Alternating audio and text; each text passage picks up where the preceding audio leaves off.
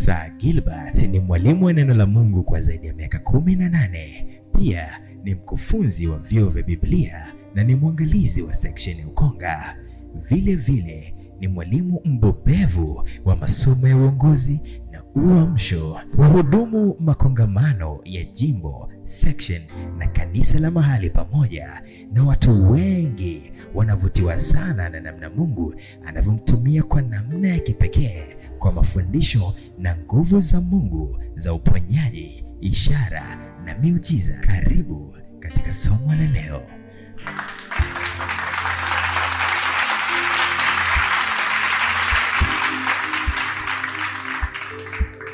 Historia ya zaka. Historia ya zaka, na tuliona Adamu kabla ya anguko.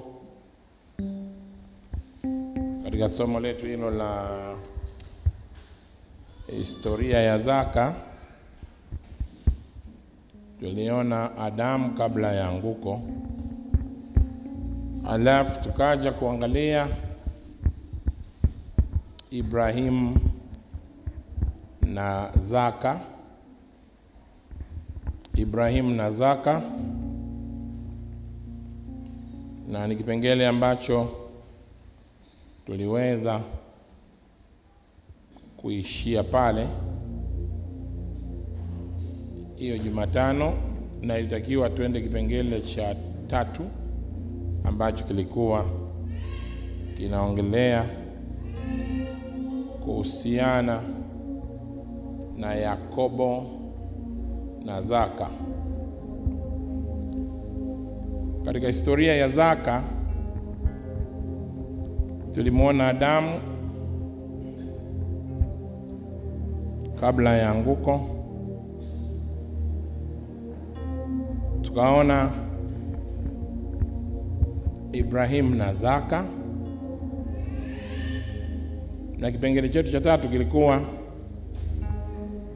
Yakobo na zaka. Yakobo na zaka.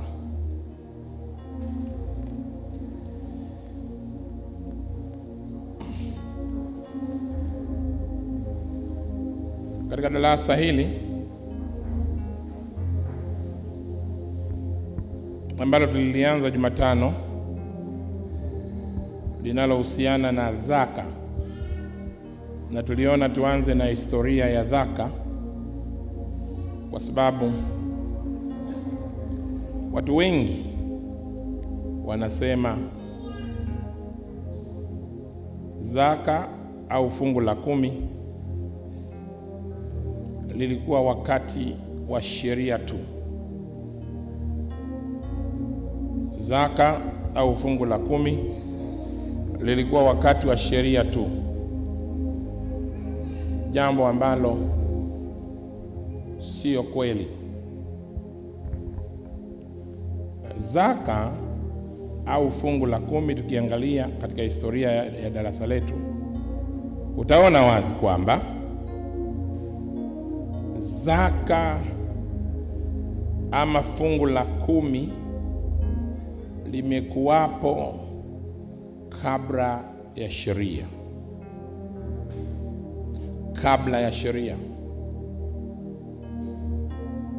ama utoaji wa fungu la 10 katika Biblia umekuwapo kabla ya sheria. Na ndio maana tunawaangalia hawa watu muhimu katika maandiko kama Ibrahim na Yakobo na Adamu. Hawa watu hawakuwepo wakati wa sheria, lakini walitoa zaka. Ibrahim alitoa zaka au fungu la 10 kwa kuhani Melkizedeki katika Mwanzo sura ya 14 mstari wa 18 hadi 20. Na hiyo ni kabla ya sheria ya Musa. Vile vile Yakobo alitoa fungu la 10 kabla ya sheria ya Musa. Tutaangalia Yakobo na zaka, Mwanzo 28.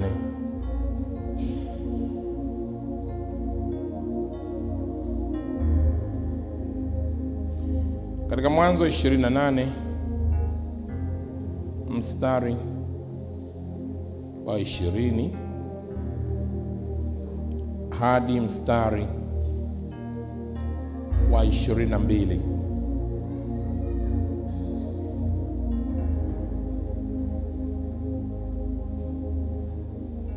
Lakini pia tutasoma mstari wa Mwanzo 35 mstari wa 2 hadi mstari wa 3. Na hapa tutaona wazi zaka inatajwa kwa mara ya pili katika tukio lililohusisha nadhiri ya Yakobo. Mara ya pili zaka inatajwa mara ya pili. Mara ya kwanza inatajwa katika Mwanzo 14 mstari wa 18 hadi 20 kabla ya sheria. Mara ya pili inatajwa katika Mwanzo 28 mstari wa 20 hadi 22 kabla ya sheria.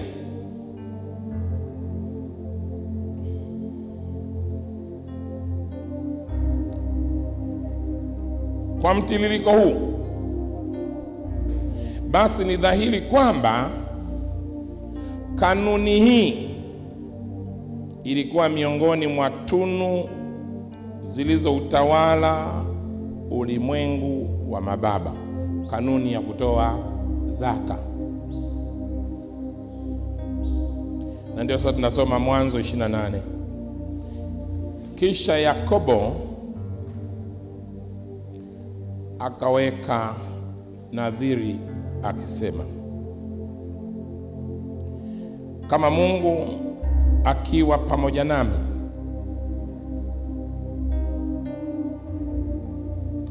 kama Mungu akiwa pamoja nami. Maneno hayo Yakobo anamaanisha nini? Kama Mungu akiwa pamoja nami, Yakobo anamaanisha kama uwepo wa Mungu ukiwa pamoja nami. Mmenielewa eh?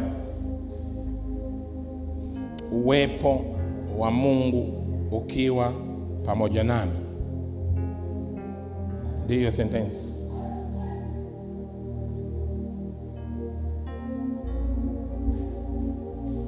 Nikitaka kuparaphrase maandiko hayo, nataka uandike moja: uwepo wa Mungu ukiwa pamoja nami. Ndio sentensi ya Yakobo, kama Mungu akiwa pamoja nami.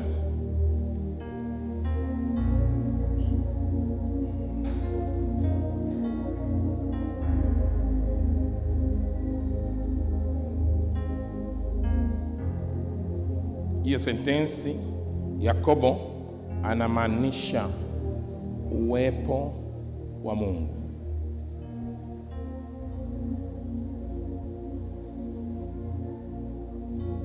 Kama Mungu akiwa pamoja nami. Sentensi hiyo Yakobo anamaanisha uwepo wa Mungu ukiwa pamoja naye. Alafu anasema na kunilinda katika safari niendeayo. Na kunilinda katika safari niendeayo anamaanisha nini? Jambo la pili, ulinzi wa Mungu. Ulinzi wa Mungu.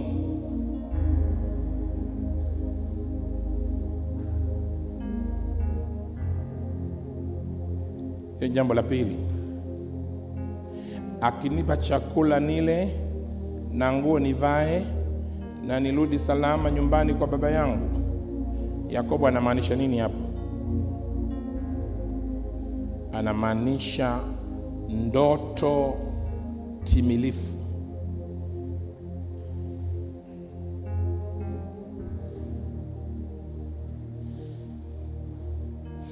Ndoto timilifu.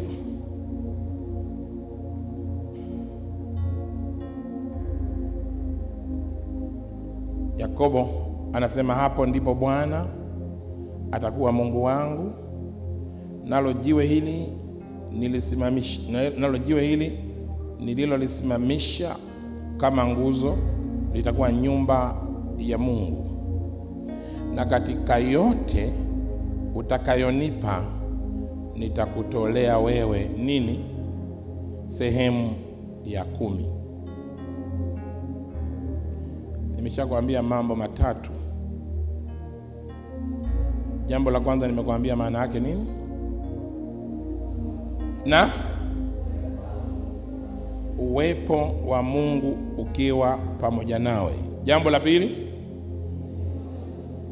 ulinzi wa Mungu kwenye maisha yako. Jambo la tatu, ndoto timilifu. Ukiwa na ndoto ambazo zitakamilishwa, lazima utoe fungu la 10. Utoaji wa fungu la 10 ni jambo endelevu.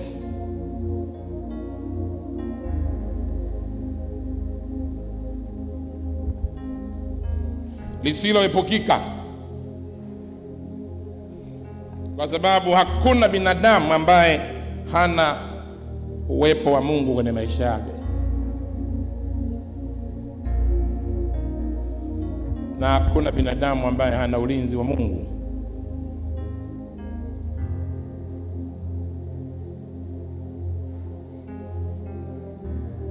Yakobo akawaambia watu wa nyumbani mwake na wote waliokuwa pamoja naye, tuondoke tupande kwenda Betheli, nami nitamfanyia Mungu madhabahu huko. Yeye aliyenisikia siku ya shida yangu, akawa pamoja nami katika njia niliyoiendea.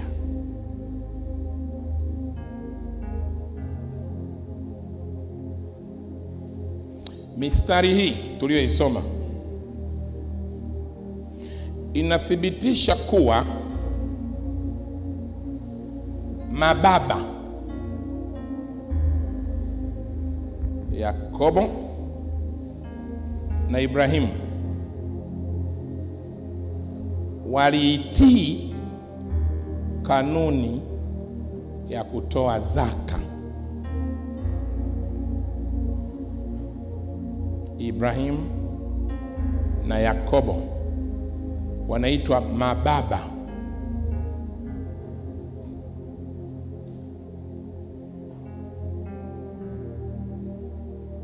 Waliitii kanuni ya kutoa zaka. Swali la kujiuliza ni hili: kama mababa waliishi na kulipa zaka kabla ya kuja kwa Torati ama kabla ya kuja kwa sheria, je, walitumia sheria ipi?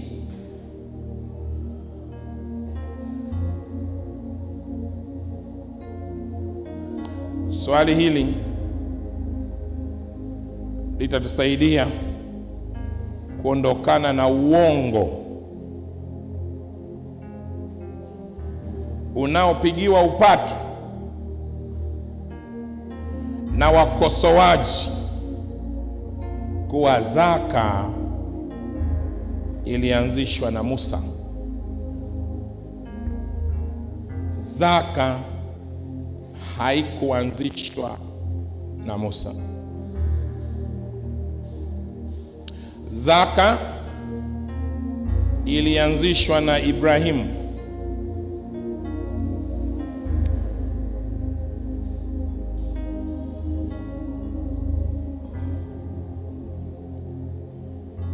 Ikathibitishwa na Yakobo, ikakamilishwa na Musa, ikaamriwa na Maraki, ikaidhinishwa na Yesu Kristo.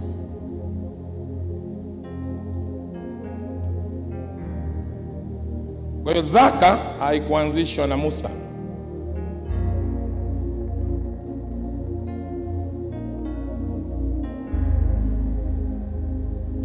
Hata hivyo nimevutiwa na sentensi ya maandiko isemayo,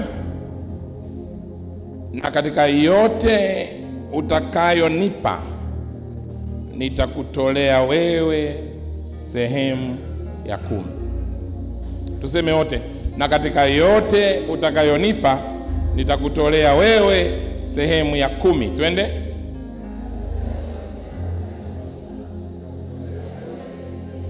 Tena.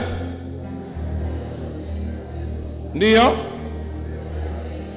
Mwambie Mungu kutoka moyoni mwako kwa nguvu zaidi. Tena.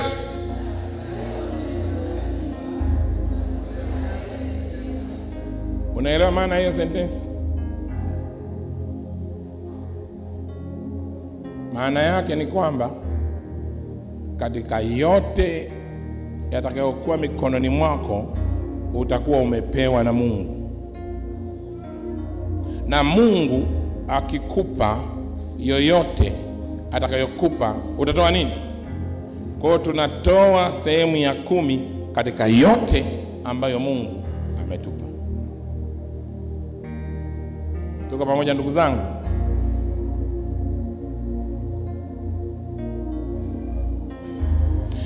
Hiki kifungu tulichosoma cha Yakobo kinazungumzia kanuni 2 muhimu nafikiri zinazoibuka hapa. Kwanza, zaka hulipwa kutoka katika kipato chote ulichokiingiza kihalali. Tunaona ni Mungu anahusika kupata, maana yake ni kipato halali.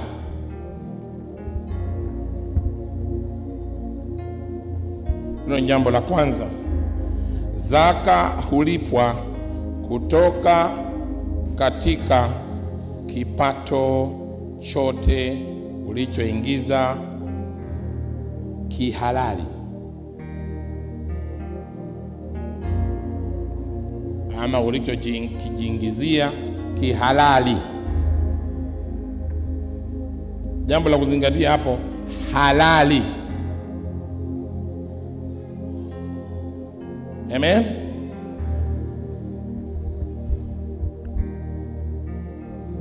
Jambo la pili ambalo tunajifunza katika maandiko hayo, zaka hulipwa kutoka katika moyo wenye upendo na uliojaa shukrani. Zaka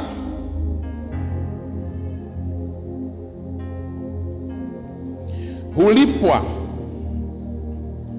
kutoka katika moyo wenye upendo na uliojaa shukrani. Hili jambo ni muhimu sana.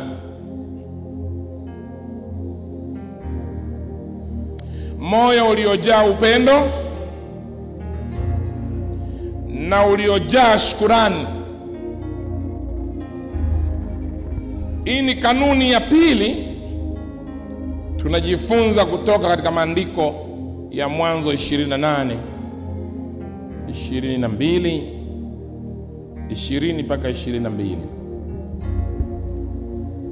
Nisikia maneno haya?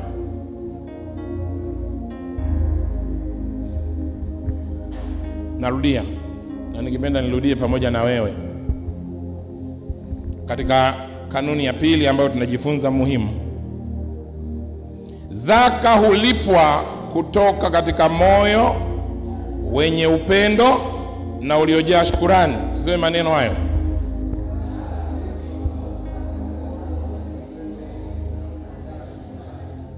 Ndio.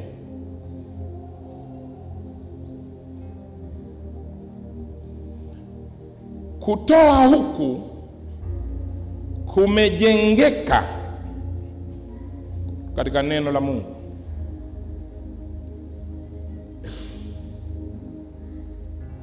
Kutoa huku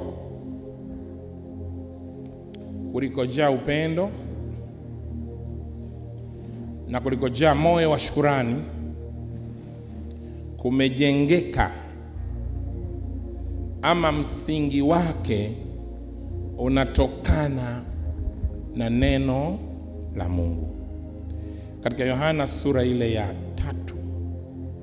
mstari wa 16,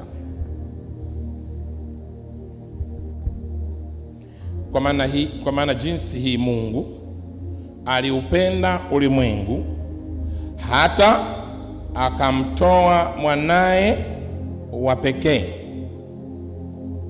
Unaona maandiko hayo Umeona msingi wa utoaji, moyo wa upendo uliojaa shukrani, wala sio moyo wa huzuni uliojaa lawama, wala malalamiko. La hasha, moyo umejaa upendo, moyo umejaa shukrani. Huo ndio utoaji wenye baraka mbele za Mungu.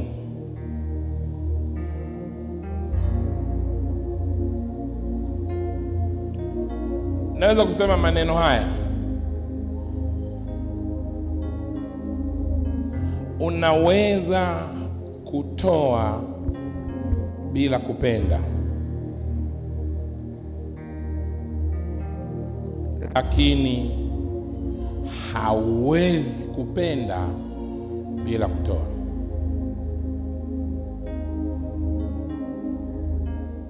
Tarudia maneno hayo: unaweza kutoa bila kupenda, lakini huwezi kupenda bila kutoa.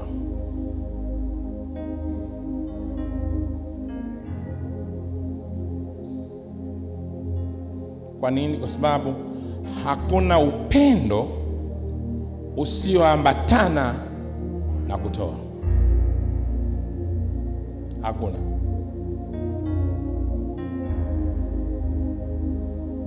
Ndio Yohana 3:16, Mungu alipenda alafu akafanya nini? Akatoa.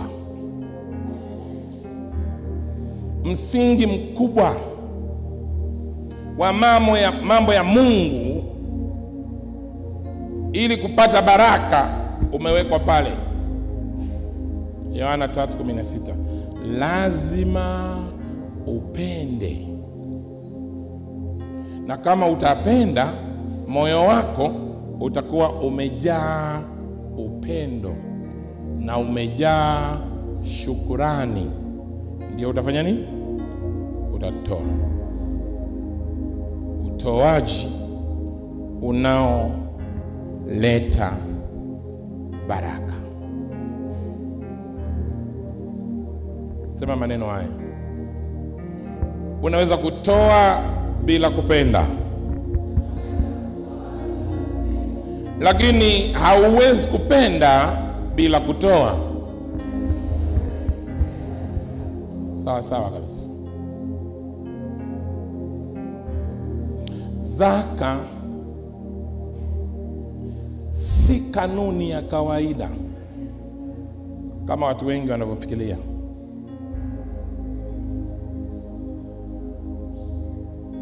Zaka ni ibada kamili.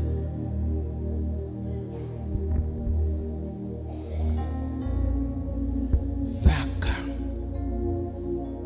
si kanuni ya kawaida kama watu wengi wanavyofikiria. Zaka ni ibada kamili ya kumheshimu Mungu katika kila alichoweka mikononi mwako.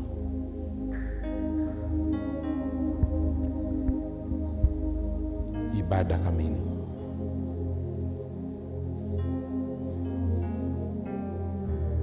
Historia inatuonyesha kuwa wapagani walilipa zaka kwa miungu isiyoweza kuokoa wala kuponya. Bila shaka swala hili liliwanufaisha kwa namna fulani la kutoa zaka.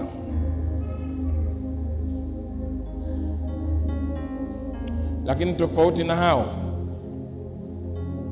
mababa wetu wa imani Ibrahim na Yakobo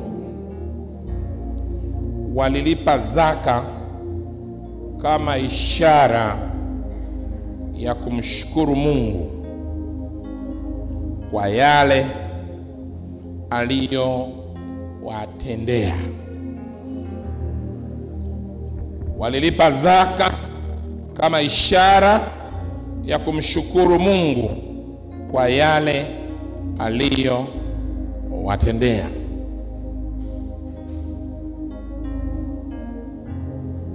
Zaka katika mazingira haya ilitumika kama alama ya ushindi na ishara ya kujitoa kwako kikamilifu. Zaka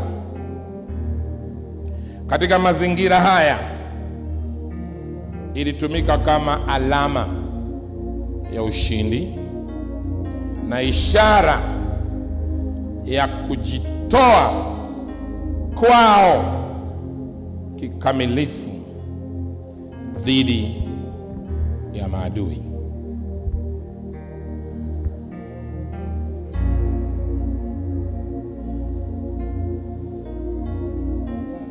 Kwa tumeona utoaji wa zaka ama fungu la 10 kabla ya sheria.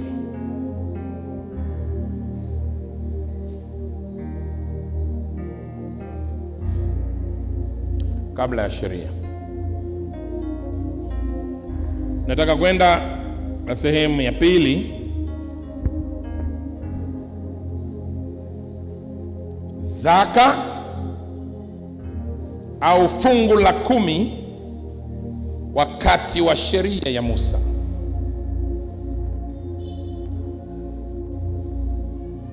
Zaka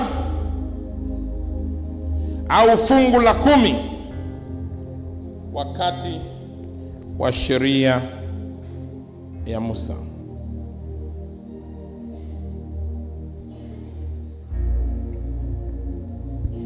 Hiki ni pengine muhimu. Nataka nianze kuzungumza nawe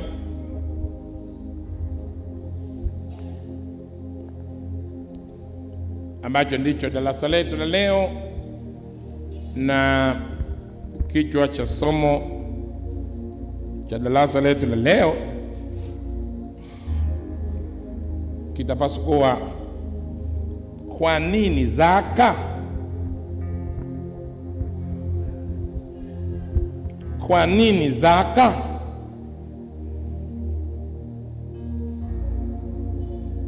Na kipengele ambacho tunaanza nacho, fungu la 10 au zaka wakati wa sheria ya Musa. Kwa hiyo nataka niwaonyeshe kwamba, ndugu zangu, mjue kuwa zaka imeanza kabla ya sheria.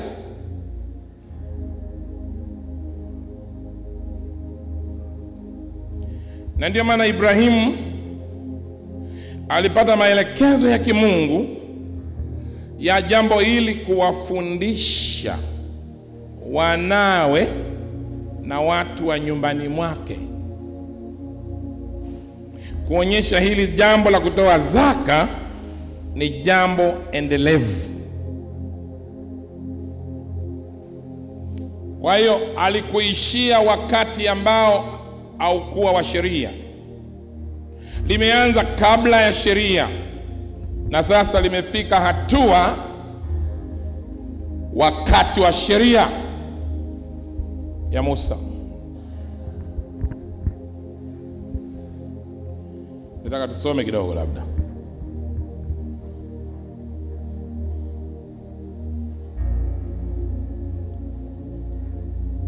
Kwa mfano, Kumbukumbu la Torati sura ya 14 mstari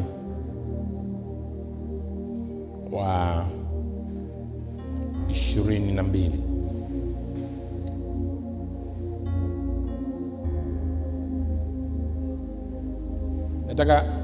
Nataka hili neno tusome wote, kanisa zima, maandiko hayo au maneno hayo. Maana kuna watu wanasema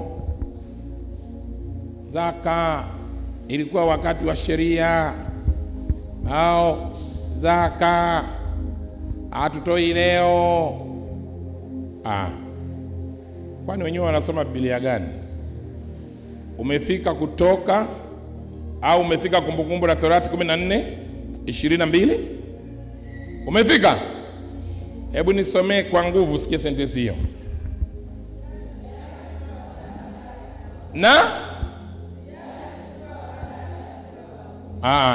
Mnasomaje? Soma tena. Usiache kutoa zaka ya fungu la 10. Usiache kutoa zaka ya fungu la nini? Ni kitu cha kuacha? Umeambiwaje?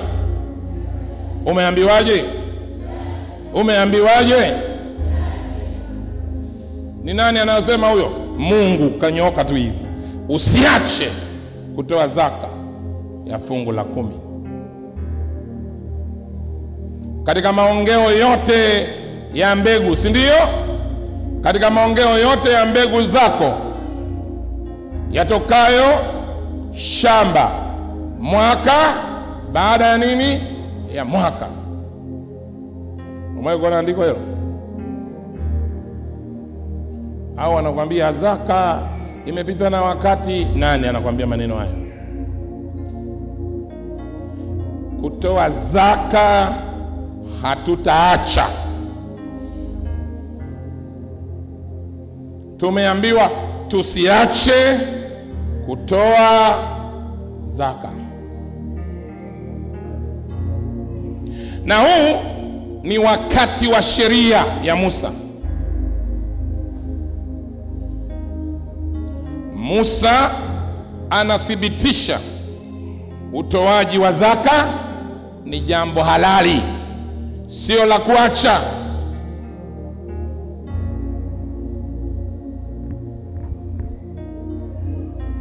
Mambo ya Walawi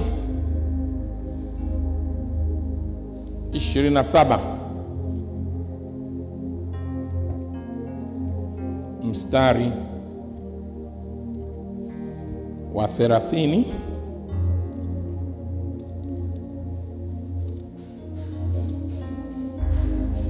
hadi mstari wa 32.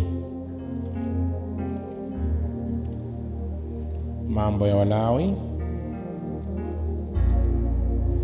27 mstari wa 30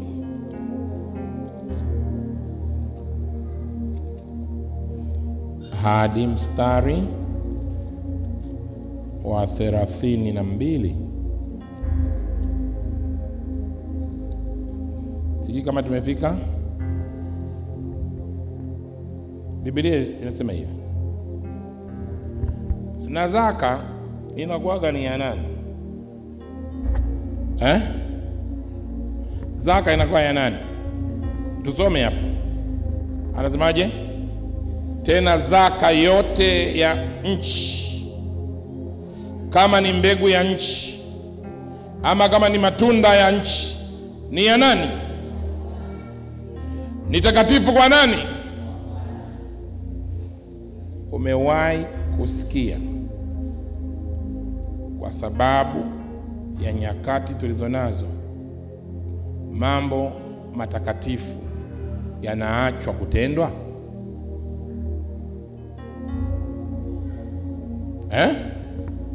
Umewahi? Mambo matakatifu ni ya milele, hayaachwi kutekelezwa.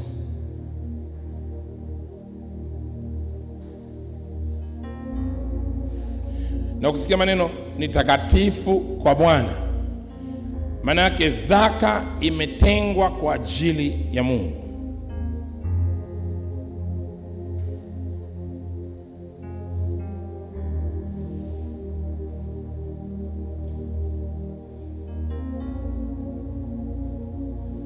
Kwa nini tunajifunza kuhusiana na zaka ambazo walitoa mababa wa imani nyakati za Biblia? Mambo haya yameandikwa ili kutuonya na kutufundisha sisi. Tumeona neno usiache kutoa zaka ni maonyo.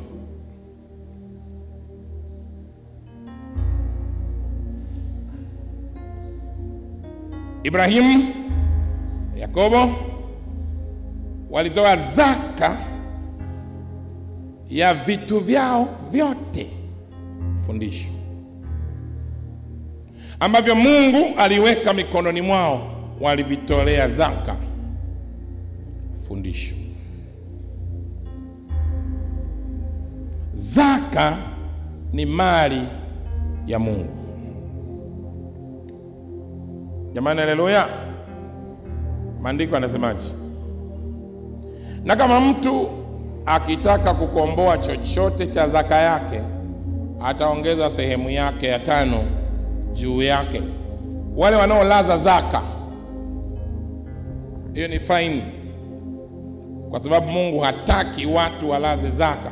Ukilaza zaka 10%,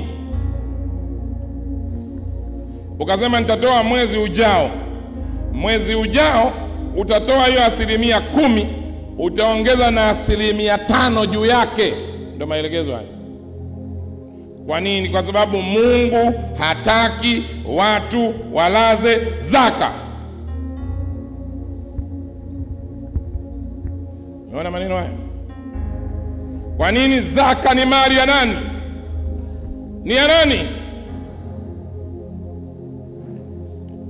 Umeona Mungu alivyokaa hapendi mambo haya ya kulaza zaka.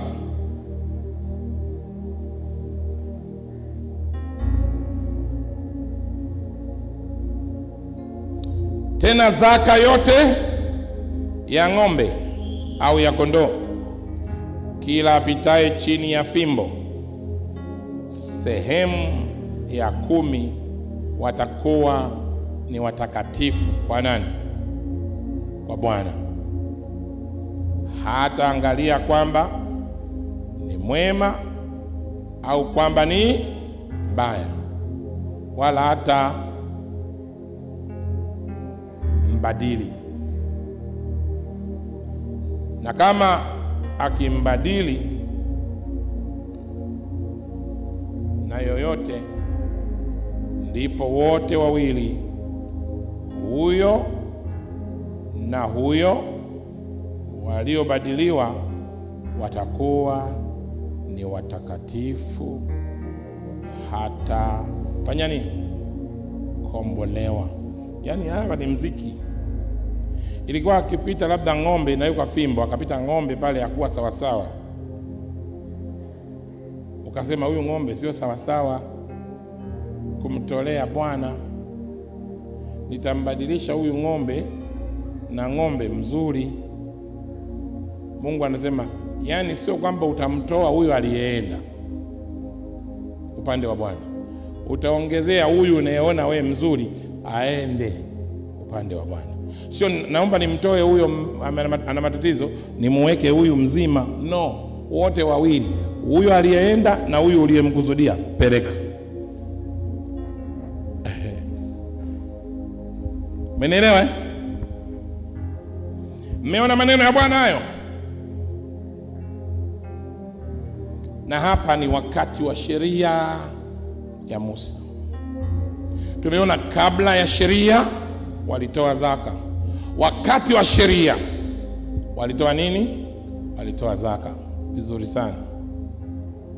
Tusome maandiko. Kwa nini tunajifunza haya? Warumi sura ya 15 mstari wa 4.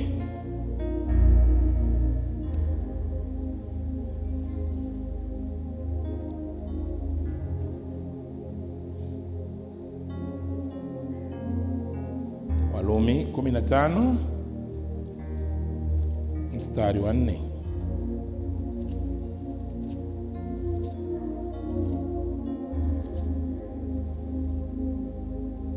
Katika Warumi 15 mstari wa 4.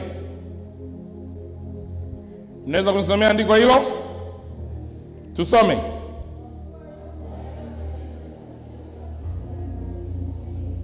Mnasoma kwa namna gani hiyo?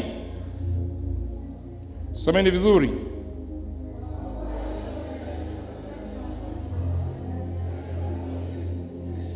Haya tunayoyasoma yaliandikwa ili nini? Moja ya fundisho, usiache kutoa zaka.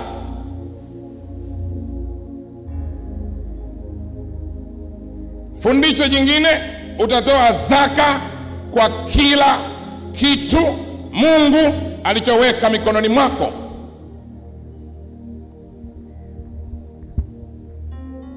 Umeelewa? Kwa kuwa yote yaliyotangulia kuandikwa yaliandikwa ili kutufundisha sisi, ili kwa saburi na faraja ya maandiko tupate kuwa na nini? Na tumaini.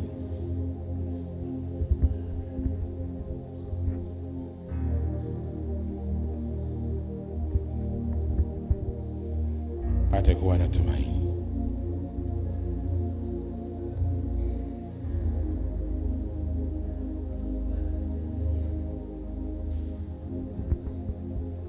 Tutajibu maswali hayo yote.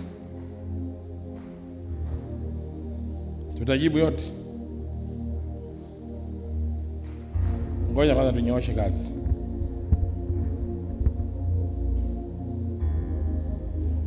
Bwana Yesu asifiwe.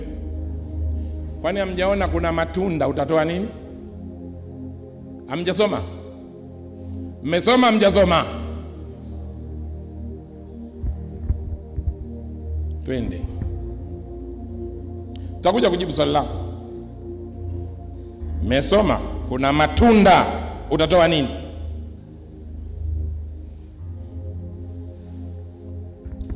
Ngoja niende kwanza kwenye malengo yangu kabla sijaanza kujibu maswali yenu.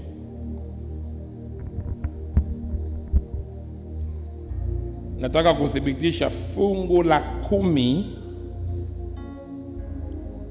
ama kwa nini zaka. Kwa sababu zaka ni jambo la kimungu endelevu.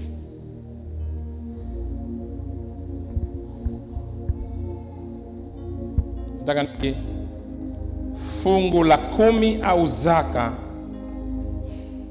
wakati wa wafalme na manabii.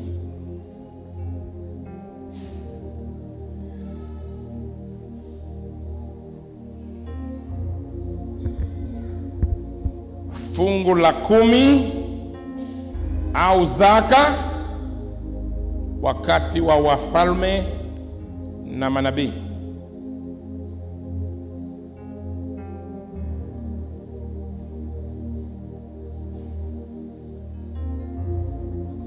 Kwa hiyo tunaona kabla ya sheria, tunaona wakati wa sheria, na tunaona wakati wa wafalme na manabii watu walitoa nini? Zaka. Mfalme alipofanya vizuri mapenzi ya Mungu,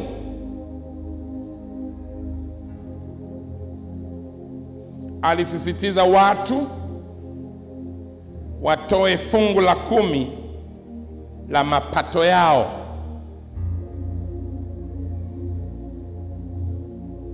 Hii ni nyakati za wafalme. Nyakati wa pili,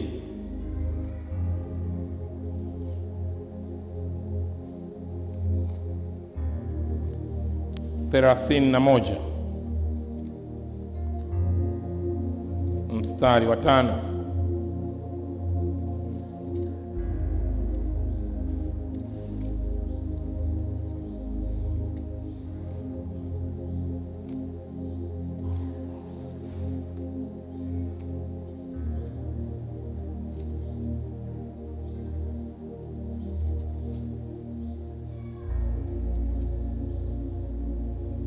Nyakati wa pili 31:5.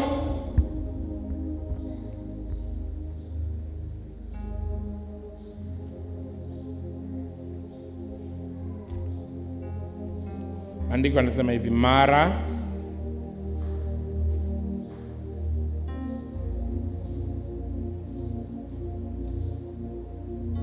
alipotangaa amri, wana wa Israeli wakatoa kwa wingi malimbuko ya nafaka na divai na mafuta na asali na mazao yote ya mashambani na nini na zaka za vitu vyote, wakazileta nini? Nyingi. Na zaka ya vitu vyote wakazileta nyingi, sio kidogo. Umeona?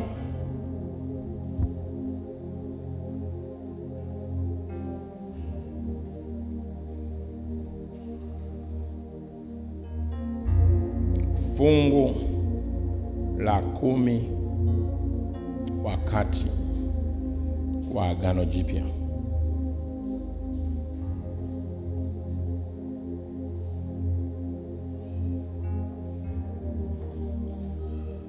Fungu la 10 wakati wa Agano Jipya.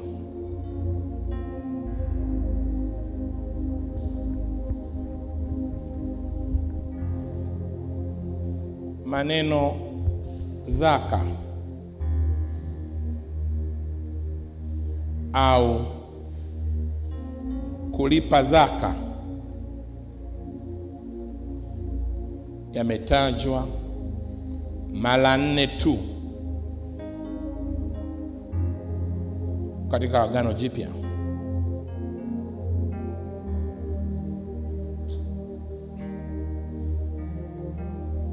Maneno zaka au kulipa zaka yametajwa mara 4 tu katika Agano Jipya. Mathayo 23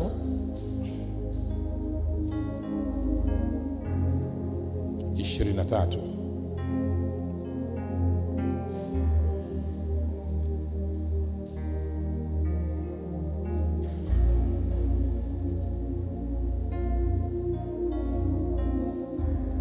Mathayo Mtakatifu 23 mstari wa 23. Tunataka tuone mahali maandiko yametaja zaka ama kutoa zaka katika Agano Jipya. Ole wenu waandishi na Mafarisayo wanafiki, kwa kuwa mnalipa zaka za mnanaa na binzari na jira. Walikuwa wanalipa nini? Zaka. Haya ni maneno ya Yesu Kristo. Lakini mmeacha mambo makuu ya sheria. Yaani nini? Adili na nini? Na rehema na nini? Mambo makuu ya sheria ni mangapi? 3. La kwanza adili, la pili rehema, la 3 imani. Hayo nataka tusome wote.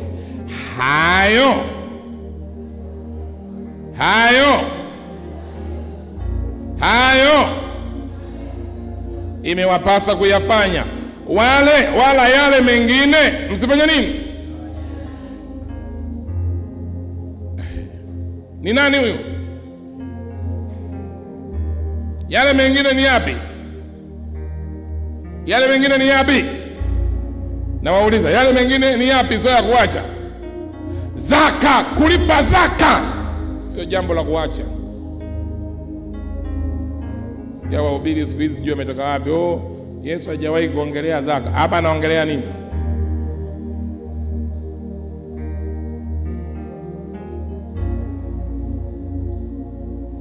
Anaongelea nini? Kulipa zaka.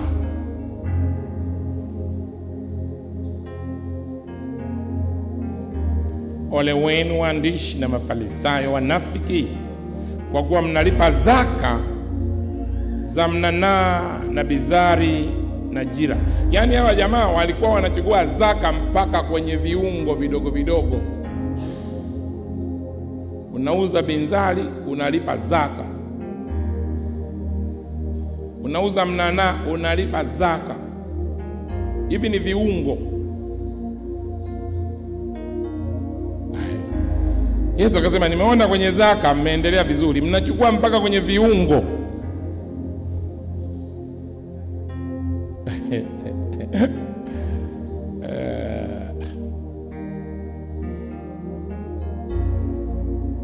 Anawaambia katika zaka mko sawa, lakini nataka niwaambieni, mlitakiwa mkazo huo mlioweka kwenye zaka, muweke mkazo huo pia katika mambo makuu.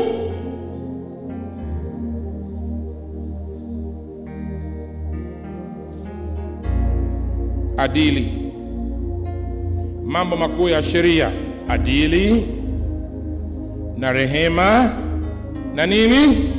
Na imani. Hayo imewapasa kuyafanya, wala yale mengine msiyaache. Piga kelele, zaka ni jambo la kudumu. Tena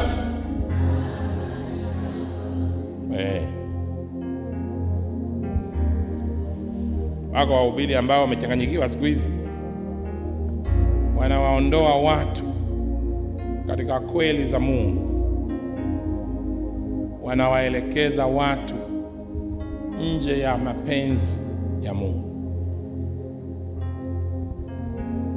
na ni kwa sababu tu ya uelewa wao hafifu wa maneno ya Mungu. Biblia inasema walimu kama hao siku ya hukumu watapigwa mara 2 zaidi ya watu wengine.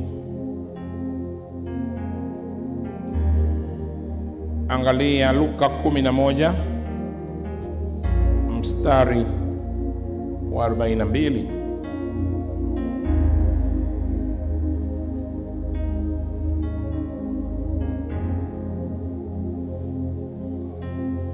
Luka 11:42.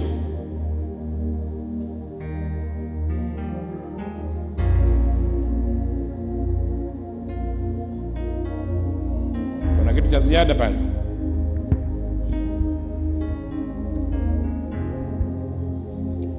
Lakini ole wenu Mafarisayo, kwa kuwa mwatoa nini? Zaka za mnanaa na nini? Na nini? Mmecheka. Ndio tutakuja kwenye jibu la Ibn Malik. Sielewi kuhusu kuku. Hapa mmeona kuna nini?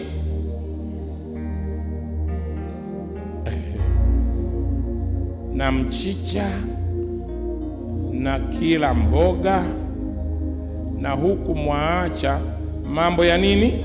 Ya adili na upendo wa Mungu. Ili wapasa kuyafanya hayo ya kwanza bila kuwaacha hayo ya nini? Hebu tusome sasa hapo, mnifuatishe. Si mnafikiria Mungu hajui kama mchicha upo?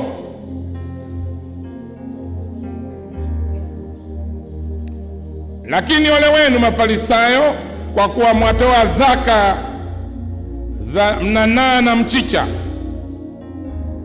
na kila mboga, na huku mwaacha mambo ya adili na upendo wa Mungu. Ili wapasa kuyafanya hayo ya kwanza. Yapi ya kwanza? Ya zaka. Bila kuyaacha hayo ya pili. Ya pili ni yapi hapa? Upendo wa Mungu na adili. Jamani, mmeona? Nani anaongea maneno haya? Yesu. Yesu hajawahi kuongelea zaka kabisa. Unasoma Biblia gani wewe?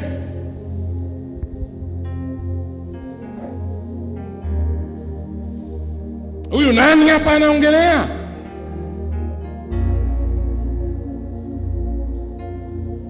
Amekataza kutoa zaka Yesu?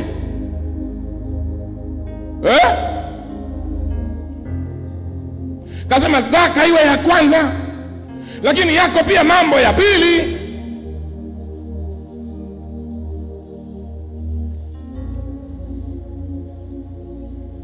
Twende kazi.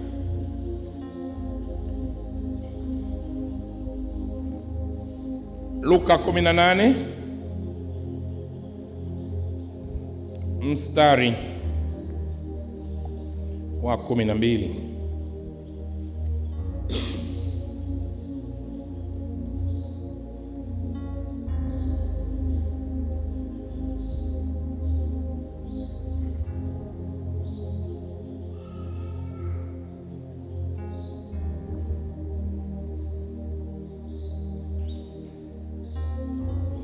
Mimi nafunga mara 2 kwa juma, utoa zaka katika mapato yangu yote. Umeona andiko hilo?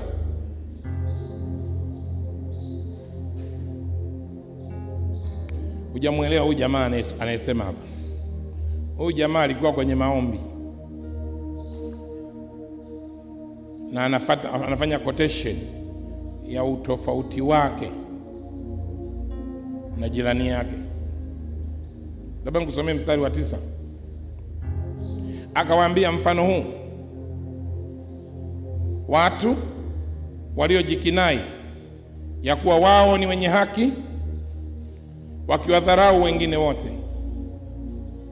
Watu wawili walipanda kwenda hekaluni kusali, mmoja farisayo, wa pili mtoza ushuru. Yule farisayo akasimama akiomba hivi moyoni mwake: Mungu, nakushukuru kwa kuwa mimi si kama watu wengine. Unajua maombi haya very strange. Yaani alikuwa anamaanisha watu wengine jirani yake.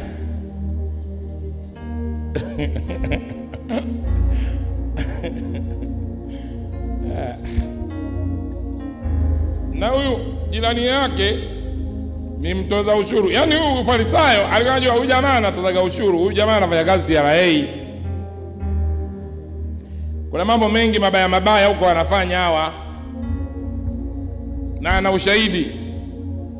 Kwa hiyo alipomuona pale akaanza kuzungumza mbele za Bwana, ila anamfanya reference kwa jirani yake. Kwa sababu Bwana Mungu, mimi hapa nimesimama mbele zako, mimi sio kama watu wengine. Yani ananyoshea jirani. Ikawaje? Umesikia maneno yake kwanza? Wanyang'anyi, wazalimu, wazinzi, wala kama huyu nani? Hivi mtu anakuzungumzia pale, anaomba mbele za Mungu, ila anakuzungumzia wewe, unajisikiaje?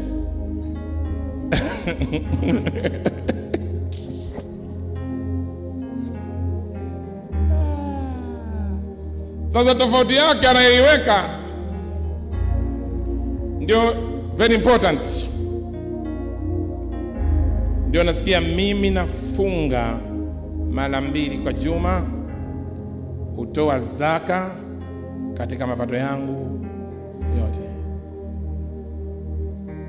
Ni kweli iko tofauti ya kiroho kati ya mtu mwaminifu kwa zaka na mtu asiye mwaminifu kwa zaka. Iko tofauti, very clear. Lakini huwezi kuitumia hiyo kwenye maombi kuwabomoa watu wengine unaowajua sio waaminifu. Umeona bwana kamnyanyambua yule bwana jirani, mzinzi, mnyang'anyi, umeelewa? Kammaliza kabisa pale. La hasha, haipaswi kuwa namna hiyo. Nampenda huyu jamaa. Yeye huyu jamaa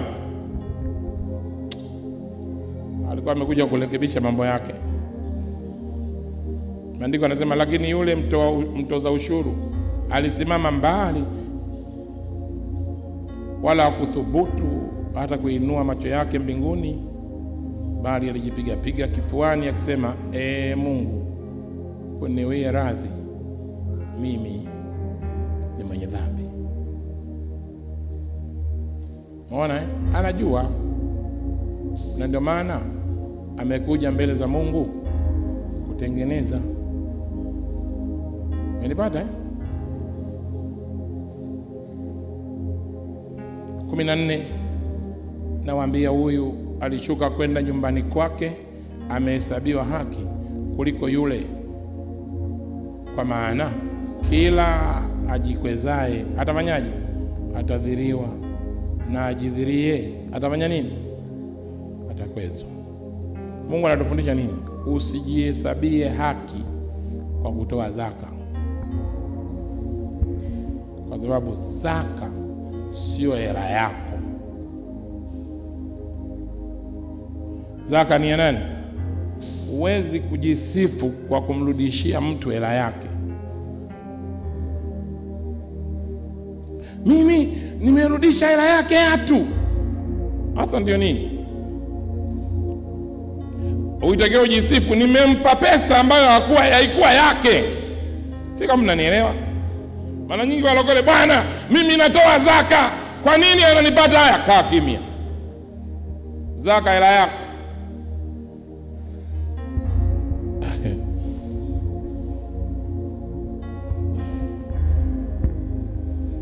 Mmenielewa? Waebrania 7 mstari wa 5 hadi wa 6, wa 8 hadi wa 9. Utaona haya ni maeneo manne katika Agano Jipya yanayozungumzia zaka.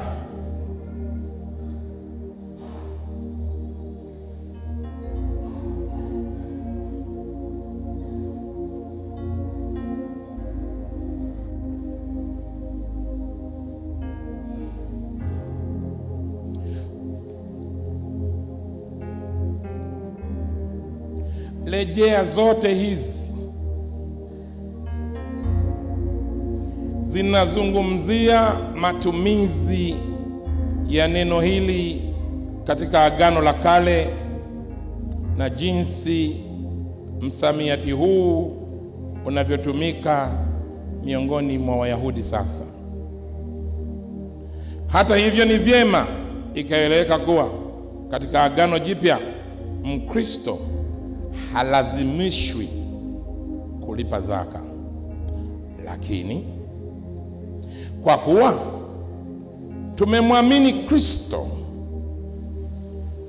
tunatakiwa kuwa wakarimu na kutumia rasilimali zetu katika kuitegemeza kazi ya nani? Ya Mungu. Kwa sababu zaka unatoa ukijaa upendo na nini jamani? Na shukrani kwa Mungu. Ndio unafanya nini? Unatoa.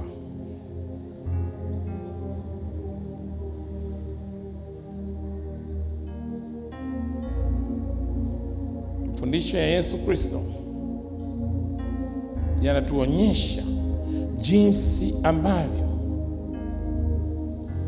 yale yaliyo ya kwanza ni muhimu na yale yaliyo ya pili ni muhimu.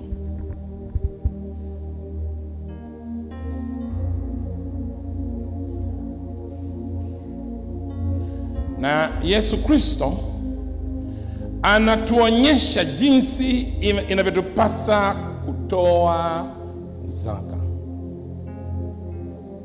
inavyotulazimu kutoa zaka.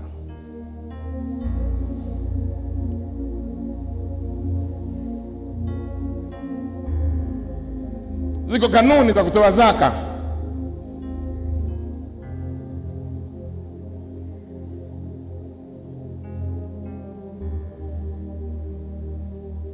Tunapozungumzia zaka,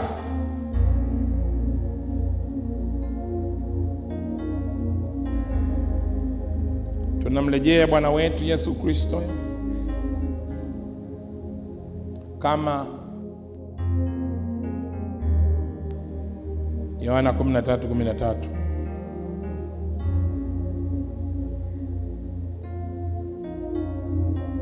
Tunajifunza ama tunapaswa kujifunza jinsi ya kumtolea Mungu tena bila ushurutisho. Kutoa zaka ni wajibu wa kila Mkristo. Wajibu wa kila Mkristo.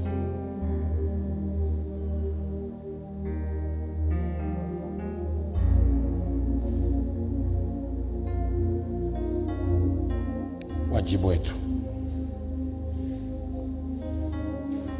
Vyovyote tulivyo navyo ni Mungu ametupa. Katika Zaburi 24:1 inaonyesha Mungu ni mmiliki halali wa vitu vyote vinavyoonekana na visivyoonekana. Sisi wanadamu ni mawakili tu ama wasimamizi tu wa rasilimali za Mungu. Katika Zaburi 24:1, Warumi 14:12, Wakolosai labda kabla ya Wakolosai, Wakorinto wa kwanza 9:3 hadi 14. Wakorinto wa kwanza 16 mstari wa kwanza hadi wa 3. Wakorinto wa pili sura ile ya 8 mstari wa 9.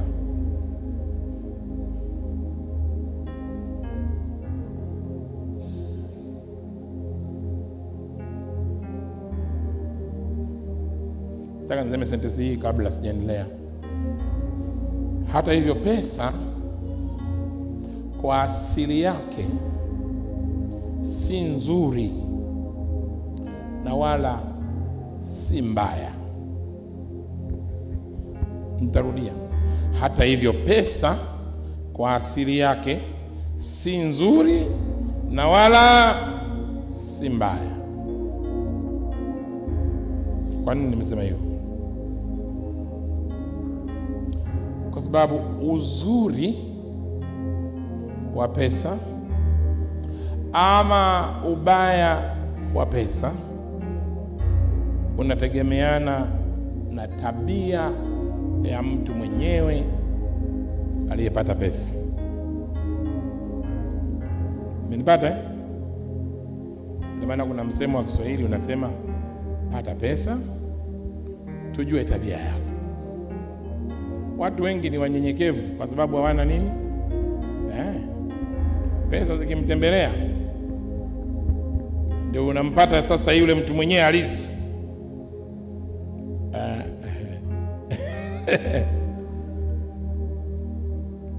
Mmenyenyekea hapa watumishi wa Bwana? Mmeonekana ni mna mioyo ya Kikristo kwa sababu hamna nini?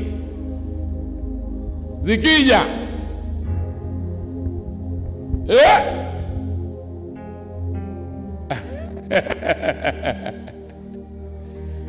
zikija utafanyaje mtumishi wa Bwana? Tia mbwembwe. Na mtu hela zikimtembelea utajua tu.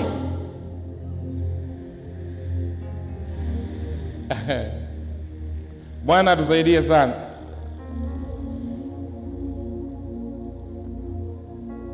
Ni wajibu wetu sisi kuwa waaminifu. Namkumbuka mtu mmoja Mungu alimuinua sana. Alimuinua sana. Kabla hajainuliwa alikuwa mwaminifu sana kutoa zaka. Lakini alipoinuliwa sana na Mungu,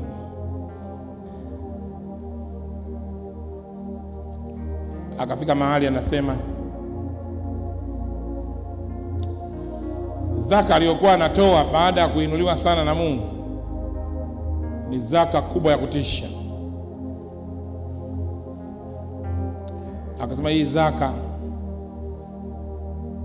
ni kubwa sana,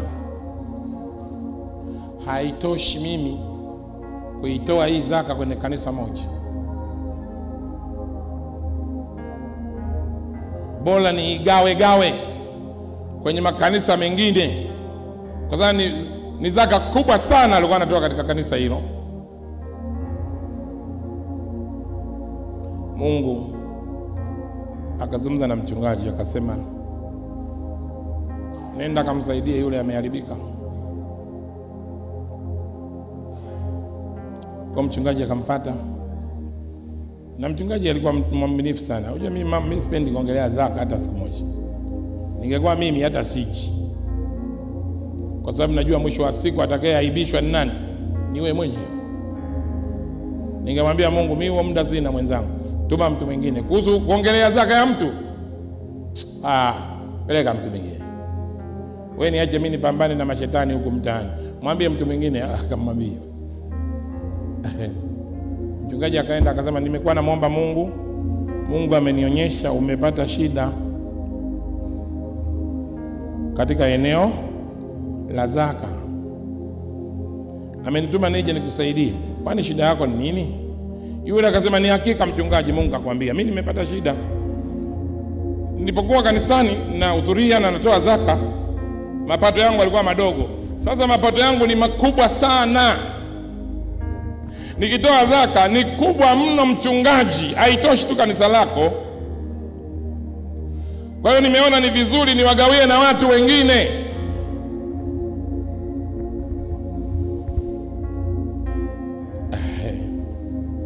Mchungaji akamwambia mtumishi wa Mungu, zaka sio hela yako. Mnajua kuna watu huwa wanampangia Mungu, badala alete zaka kanisani, yeye ananunua kitu. Umeelewa? Yaani inatakiwa alete zaka labda ni 500,000, badala ailete kanisani ananunua maiki. Umeelewa sio? Ukinunua maiki haujatoa zaka.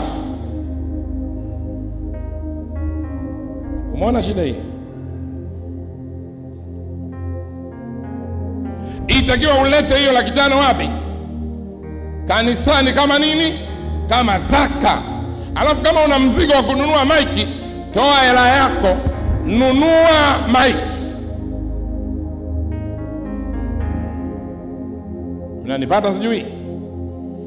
Watu wanasikia wepesi kufanyia hesabu pesa ya Mungu kwa sababu haiwahusu, wanataka kuitia mkono.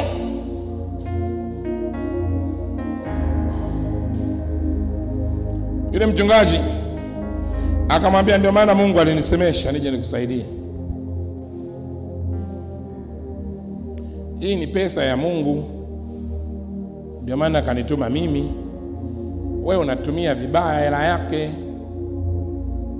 Kwani ni Mungu kafanya vibaya kukuinua kiasi kwamba umefika mahali uwezi tena kutoa zaka kwa uaminifu kwa sababu ni hela nyingi? Basi kama ni hivyo, ili usiendelee kupotoka, tutamwomba Mungu leo hapa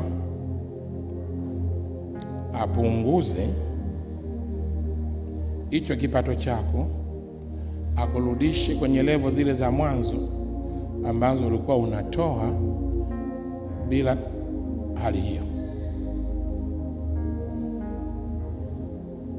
Mchungaji akapiga magoti akasema, Bwana, nimemwambia na nafikiri umsaidie ili roho isipotee. Huyu bwana umrudishe kwenye hali ambayo alikuwa anatoa bila usumbufu, bila kelele. Huku ulikompeleka huku utapoteza roho yake. Akasema, ngoja kwanza, mchungaji unanilani? Akasema, hapana, sikulani, nafanya kazi ya kuokoa roho yako. Kama mtu katika 100,000 kutoa 10,000 zaka anatetemeka, 1,50,000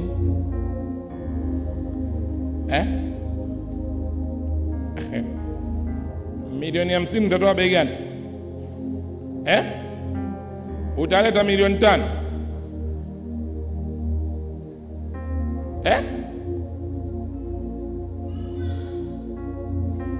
Kwa nini nipeleke zote hizi? Ngoja nikate 2.5 ninunue kitu fulani, alafu hizi nyingine nitafanyia mambo mengine. Kwani nani anajua? Hamna mtu anajua. Shetani ndo anakudanganya hivyo. Anajua Mungu aliyekupa, na unajua wewe uliyepewa, na anajua shetani wewe sio mtu mwaminifu. Na shetani anamwambia Mungu kwa mfano wako. Umeona hao? Ndio kila siku nakwambia, acha mimi nikomae nao. Umeona unamuinua? Umeona wewe mwenyewe? Umeona? Anaitwa mshtaki. Huwa anaenda kumwambia Mungu vitu vya kweli vinavyoendelea kwenye maisha yetu, vile tunavyofanya. Jamani, nikwambia muache tu huyu. Umeangalia? 1,100,000 Zaka bei gani? 10. Utaleta kanisani? Utaleta? Utaleta 10. Utalingana na majitu ambayo katika milioni 100 linampa Mungu milioni 90, lenyewe linakula 10. Wewe utalingana na jitu la hivyo? Namwambia Mungu, wewe ni mtu mkubwa sana, mimi siwezi kukupa 10%. Ila mimi kwa sababu ni mtu mdogo natokana na wewe, mimi nitakula 10, Mungu wewe kula 90. Wako watu wao wana miguu miwili kama sisi hapa duniani, wanafanya hivi. Wewe huyu akipata matatizo na wewe ukipata matatizo, ungekuwa wewe ni Mungu, nani pale utampa kipaumbele? Maana mnalaumu tu bure. Mungu, naona ziwa langu limejaa, linauma. Mungu, alafu kuna jitu hapa linaugua kansa, linasema Mungu, mimi nakupaga 90, mimi nakula 10. Wewe mwenye ziwa lililojaa, ukipata 200,000 badala ulete 20,000 unaleta 15,000. Utakumbuka za ngapi? Na mimi nataka niwaambieni, dunia hii Mungu ana watu wewe hujawahi kujua, wanamuheshimu mpaka yeye mwenyewe anasikia raha. Nilikuwa namwambia David juzi, mimi nimejifunza kwa nini Mungu akimuua mtu ama akifa mtu Mungu wa ajali. Mungu ana watu wengi sana, saa nyingine ni wabora kuliko hata anayekufa. Umeelewa sijui? Waaminifu kuliko hata aliyekufa. Jamani, watu wanalia, yuko kimya tu, kamfugieni yule.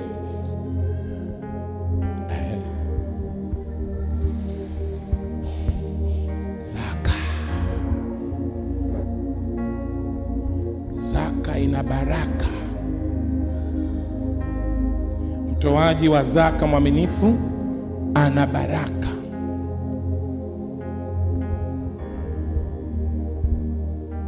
Mtoaji wa zaka asiye mwaminifu ana laana. Tena Kiswahili kigumu kinatumika pale, nitakuja niwafundishe. Umelaaniwa kwa laana. Kulaaniwa tu peke yake ni laana, lakini vipi umelaaniwa kwa laana? Moyo fikiria hicho Kiswahili kinamaanisha nini? Mtu akikulaani tayari umelaaniwa, si ndio? Lakini umelaaniwa kwa laana. Mwizi wa zaka kwenye Ukristo, zaka alipaswa somo la msisitizo kanisani kila mkikutana. Zaka, zaka, zaka, zaka, zaka, zaka, zaka, alipaswa namna hiyo. Juzi katika msiba nilipata rafiki yangu mmoja pale msibani, mlevi, mtoto wa mchungaji. Hasa alikuwa anasikitika. Tumekaa naye, mimi nimekaa hapa hivi, yeye kakaa kama pale anasikitika. Anasema hivi, mimi nikifa watakuja kweli kunizika mimi kweli vizuri? Watakuja kweli? Nikamuuliza, kwa nini wewe unasikitika na unawaza kwamba ukifa watu hawatakuzika? Akasema, namba haisomi. Namba yangu mimi haisomi kanisani. Sasa watanizikaje? Namba ni nini? Mimi nishaelewa anaongea nini. Nikamwambia, wakikataa kukuzika wataniomba mimi, kwa sababu wewe ni mtoto wa mchungaji, baba yako ni mchungaji mkubwa wa kanisa hilo. Wakigoma itabidi mimi nije kukustiri, maana itakuwa mtoto wa mchungaji anamstiri mtoto wa mchungaji, takuja kukuzika. Lakini kwa nini namba haisomi? Akasema, mtumishi, huu ni mwezi wa 3. Tangu Januari nilipewa namba 509. Mpaka leo mwezi huu wa 3 unaenda kuisha, sijaweka kitu kwenye bahasha yao. Sasa hapo nikifa, mtumishi, wataona namba isomi, watanizika tu kama wanavyozika ng'ombe au mbwa. Muulize jirani yako, namba yako inasoma?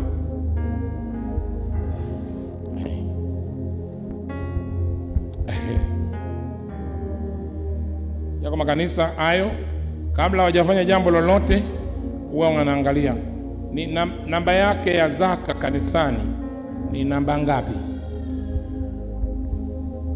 Alafu anaangalia amejaza fomu ya ushirika, ili apate heshima za kanisa anazozistahili.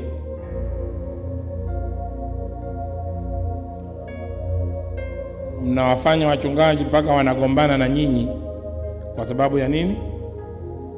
Ya zaka. Hatoi zaka. Wezi, mnaiba. Kutokutoa zaka ni wizi kama wizi mwingine. Mtoa zaka ambaye hatoi zaka kwa uaminifu mwizi, mbinguni haingii. Mchungaji anaongea hadi jasho.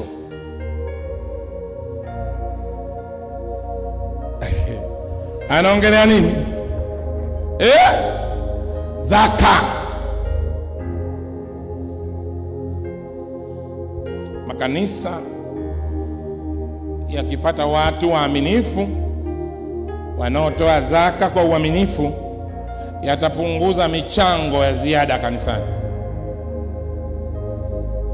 Nakwambia kabisa, hawatakurudia tena kwa michango. Kwa sababu hela iko ya kufanya mambo ya kanisa. Lakini kama hela hakuna, itabidi warudi kufanya nini? Kuomba michango.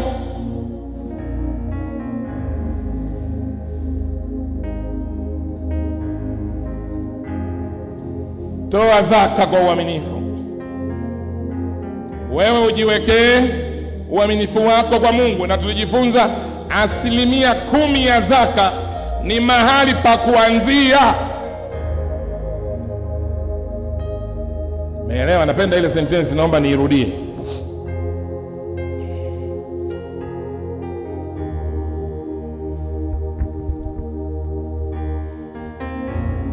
Watu hawajafungwa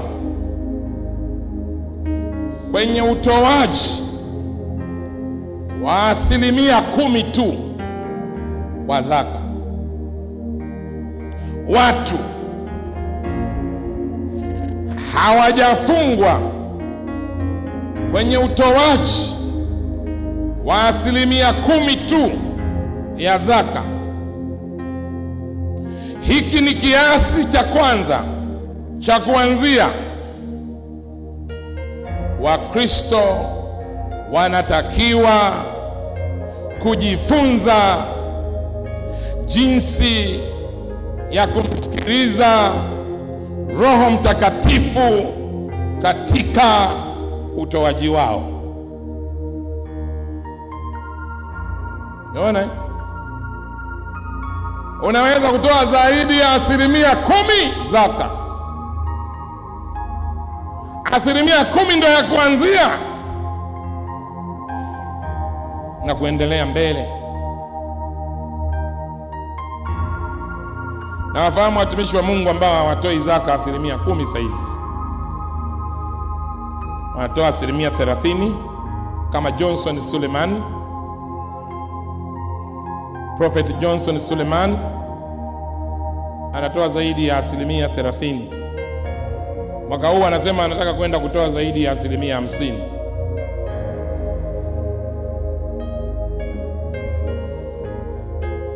Wakati wengine wanapambana na 10%, wengine wamevuka 10%. Cheki tofauti hiyo.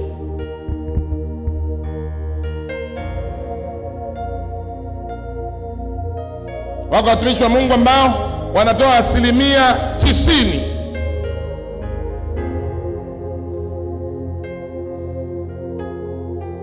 Kama Colgate anatoa 90%, anakula 10.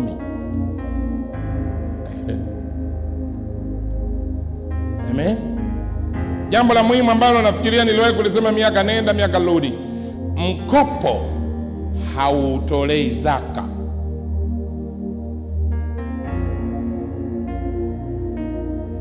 Umekopa huko hasa,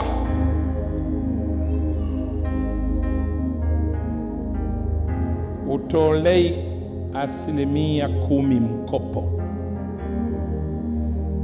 Wako watumishi wa Mungu wengine wanasema, bwana wewe inabidi utoe 10% katika mkopo, ni hela yako. Mkopo sio hela yako.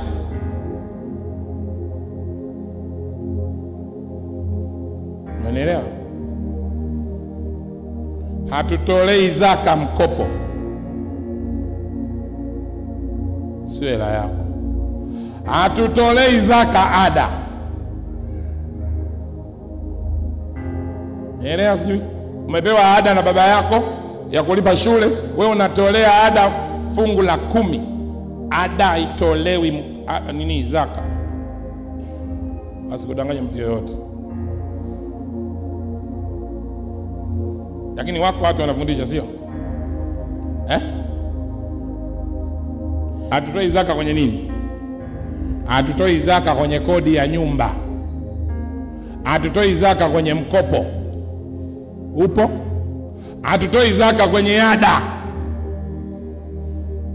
Ni mkopo, fanyia biashara. Ukipata faida, toa zaka. Upo? Kwa sababu kuna watu unachukua mkopo, unatoa zaka, alafu biashara yenyewe unaenda kuweka hailipi. Saa nyingine hiyo hela yenyewe haitoshi hata kwenye hiyo biashara, alafu unaitolea na zaka. Baadaye unaanza kusema, kanisani nisingetoa ile zaka ile, ningeongezea hiki na hiki na hiki na hiki na hiki. Hapa hatutaki utuletee zaka ya mkopo sisi. Hatuna sisi njaa hiyo. Jamani, mnanielewa? Hatutaki. Lete zaka faida. Lete zaka iliyoko mkononi kwako. Hatutaki sisi mambo ya huzuni. Si Mungu anajua ule wimbo. Utukufu na heshima vina wewe Mungu, wastahili kusifiwa Mungu wetu. Utukufu na heshima, karibu tuwe sadaka, ina wewe Mungu, wastahili kusifiwa Mungu wetu. Utukufu na heshima vina wewe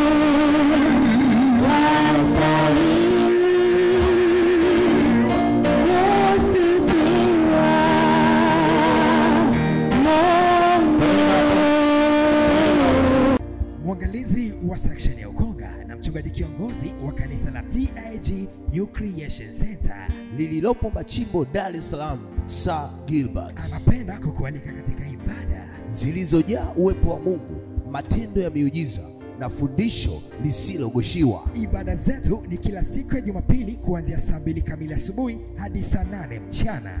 Jumatano na Ijumaa ni saa 10 kamili mpaka saa 12 jioni. Ukifika kwenye ibada zetu hautajutia muda wako. Ili kufika kanisani, panda gari zinazoenda au zinazotoka Gongo la Mboto. Shuka kituo cha Banana na upande gari zinazoenda Machimbo. Ukishuka Machimbo, ulizia kanisa la Mchungaji Gilbert au piga simu nambari 0657 344 500. Nyote mnakaribishwa.